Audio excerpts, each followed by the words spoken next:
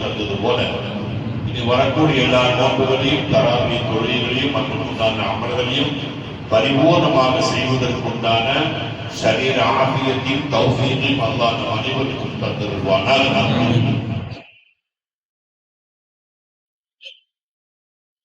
பொதுவா ஒவ்வொரு மதத்திலையும் அவங்க தெய்வத்தை வணங்குறதுக்கு ஒரு முறை இருக்கு. கிறிஸ்தவருடைய மதத்துல அவங்க தெய்வத்தை குர்பான் செய்வதற்கு வணங்குறதுக்கு ஒரு வழிமுறை இருக்குது. இந்து மதத்தில் யாருக்கும் அவங்களுக்கு ஒரு வழிமுறை இருக்கு, நமக்கு ஒரு வழிமுறை இருக்கு. நம்ம அல்லாஹ் தஆலாவை நெருங்குறதுக்கு, அல்லாஹ் தஆலாவை கூப்பிடுறதுக்கு, அல்லாஹ் வணங்குறதுக்கு நம்ம எந்த முறையை கையாளணும், எப்படி கூப்பிட்டா அல்லாஹ் தஆலா நமக்கு பதில் சொல்லுவான், அதனுடைய முறையை அல்லாஹ் தஆலா இன்னைக்கு முதல் ரக்காத்துல ஓதுன ஒரு ஆயத்து, உதுஉ ரப்பக்கும் ததர்ருஅன் வ குஃபியா இன்னஹு லா யுஹிப்புல் முஅ்ததீன். அல்லாஹ்வை நீங்கள் கூப்பிடுங்கள், எப்படி கூப்பிடுங்கள், ததர்ருஅன் வ குஃபியா, ரொம்ப பணிவா, எந்த அளவுக்கு உங்களால பணிஞ்சு கூப்பிட முடியுமோ அந்த அளவுக்கு நீங்கள் பணிந்து கூப்பிடுங்க. பொட்டு மேல அது இது தேங்காய் அதெல்லாம் நம்மகிட்ட கிடையாது. நம்மகிட்ட எப்படி அல்லாஹ் தஆலாவை எந்த அளவுக்கு நீங்கள் பணிந்து கூப்பிட முடியுமோ, தாழ்மையோடு ரொம்ப தாழ்ந்த அல்லாஹ் தஆலாவை கூப்பிட முடியுமோ அப்படி நீங்கள் அல்லாஹ்வை கூப்பிடுங்க. ஒரு தடவை ரசூலுல்லாஹ் சஹாபாக்களும் ஒரு இடத்துக்கு போயிட்டு ஒரு யுத்தத்துக்கு போயிட்டு திரும்பி வர்றாங்க. வரும்போது ஒரு சாறு, பெரிய சாறு, வாய்க்கால்னு சொல்றாங்க. அப்ப அந்த சாரை தாண்டி அந்த பக்கம் சாடலாம். அப்ப ஒவ்வொரு சஹாபாக்களும் செய்யும் அல்லாஹ் அல்லாஹ் அல்லாஹ் சத்தம் போட்டாங்க. அப்ப ரசூலுல்லாஹி ஸல்லல்லாஹு அலைஹி வஸல்லம் கவனிச்ச உடனே சொன்னாங்க, ஏன் இப்படி சத்தம் போட்டீங்க?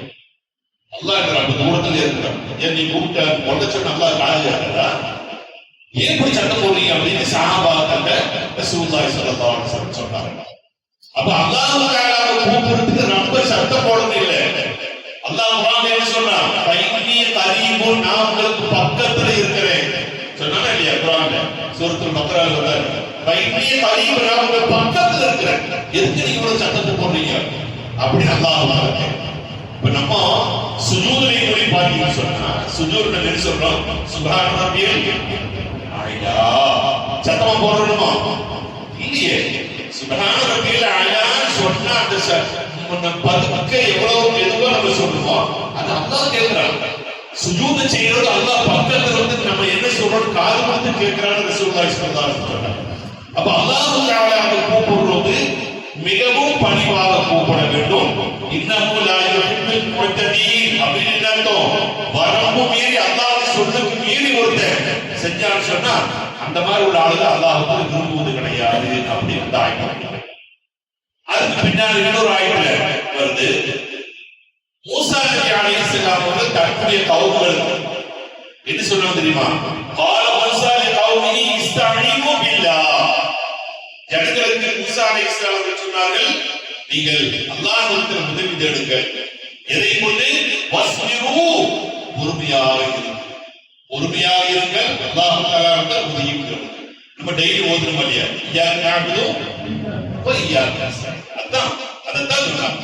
அல்லாஹ்விடத்தில் நீங்கள் உதவி தேடுங்கள், பொறுமையாக இருங்கள், அல்லாஹ் உங்களுக்கு இன்னைக்கு நாளைக்கு செய்வான், நாளைக்கு தருவான், அந்த நம்பிக்கை நமக்கு வரும். தெய்வம் அன்று கொள்ளும் ஆண்டவன் நின்று கொள்ளும் ஒரு பழமொழி சொல்லுவாங்க.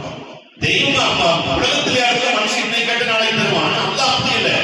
நம்மளுடைய பக்குவம் பார்த்து நம்மளை பரீட்சணம் எல்லாம் செய்ததுனால்தான் அல்லாஹ் நமக்கு தருவார். அது வரைக்கும் நீங்கள் பொறுமையாக இருங்கள். காரணம் என்ன?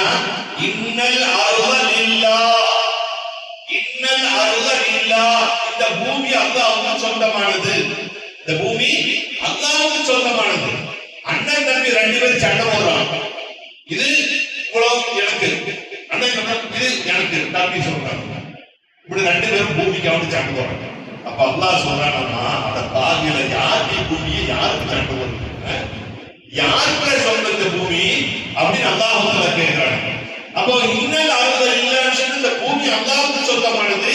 யூரிதுஹா மன் யஷாஉ மின் இபாதிஹி. அல்லாஹ் தான் நாடியவர்களுக்கு அந்த பூமியை கொடுக்கிறான், அந்த இடத்தை கொடுக்கிறான், அந்த வராதத்து, அந்த பொறுப்பு அல்லாஹ் கொடுக்கிறான். அதனால பூமிக்கு சண்டை போடாதீர்கள், அது அல்லாஹ்வுக்கு சொந்தமானது. இன்னைக்கு நீங்க, நாளைக்கு நாடு, மத்த நாளைக்கு ஒரு ஆள். அதனால அல்லாஹ்வுக்கு பொறுமையாக இருந்து கேட்டால் எதுவும் கிடைக்கும் அப்படின்னு சொல்லிட்டு யார் தக்வாவோடு இருக்கிறார்களோ அவர்களுக்கு நிச்சயமாக அல்லாஹ்வுடைய அந்த மறுபுலகம் என்று சொல்லக்கூடியது ஐயா அது நிச்சயமாக கிடைக்கும் என்று சொல்லி அந்த ஆயத்தம். இன்னைக்கு அந்த 2 ஆயத்தும் ஓதப்படும். சரி, இப்ப நம்ம தொழுதுமாய் தராவி, இந்த தராவி தொழுகையின் மூலமாக நமக்கு கிடைத்த லாபம் என்ன லாபம் அப்படின்னா, فكأنما أدرك موسى عليه ونصره على فرعون وهامان. மூசா நபி அலைஹிஸ்ஸலாமுடைய காலத்தில் வாழ்ந்தவர்கள் ஃபிரௌன் மகா கொடியவன். அவனுடைய மந்திரி யாரு? ஹாமான். ஹாமானுடைய மகன் ஃபிரௌனுடைய மந்திரி. இந்த ஃபிரௌனுடைய சூழ்ச்சியில இருந்து, ஹாமானுடைய சூழ்ச்சியில இருந்து அல்லாஹ் தஆலா மூசா நபி அலைஹிஸ்ஸலாமுக்கு எவ்வளவு உபகாரங்கள் செய்தானோ அந்த உபகாரங்கள் அல்லாஹ் தஆலா இன்னைக்கு தராவி தொழுதவர்களுக்கு அல்லாஹ் தஆலா செய்தான். சுப்ஹானல்லாஹ். ஒரு சாதாரண காரியம் இல்லையே. ஃபிரௌன் எவ்வளவு பெரிய கொடுமையா இருந்தான். அவனை அல்லாஹ் தஆலா பழிதீர்ப்பது எப்படி? கடலை 2ஆக பிளந்து அதற்குள்ள போட்டு ஃபிரௌன் அல்லாஹ் தஆலா முக்கி கொண்டான் இல்லையா? மிகப்பெரிய சூழ்ச்சியெல்லாம் அவன் செஞ்சான். அப்ப அந்த மாதிரி ஃபிரௌனை கொன்றதுக்கு அல்லாஹ் மூசா நபிக்கு என்னென்ன எவ்வளவு உதவிகள் செய்தானோ, எவ்வளவு சகாயங்கள் செய்தானோ, அந்த சகாயம் இன்னைக்கு தராவி தொழுவதற்கு அல்லாஹ் தஆலா கொடுக்கிறான் என்பதாக ஹதீஸில் வருகிறது. அல்லாஹ் சுப்ஹானஹு வ தஆலா நாம் செய்த எல்லா அமலையும் சாலிஹான அமலாக அல்லாஹ் கபூல் செய்து கொள்வானாக. நோன்பாளிகளுக்கு பிரத்யேகமாக கொடுக்கக்கூடிய அந்த ரியான் என்று சொல்லக்கூடிய சொர்க்கத்துடைய அவகாசிகளாக அல்லாஹ் நம் அனைவரையும் ஆக்கி அருள்வாளிப்பாராக. ஆமீன் யா ரப்பல் ஆலமீன்.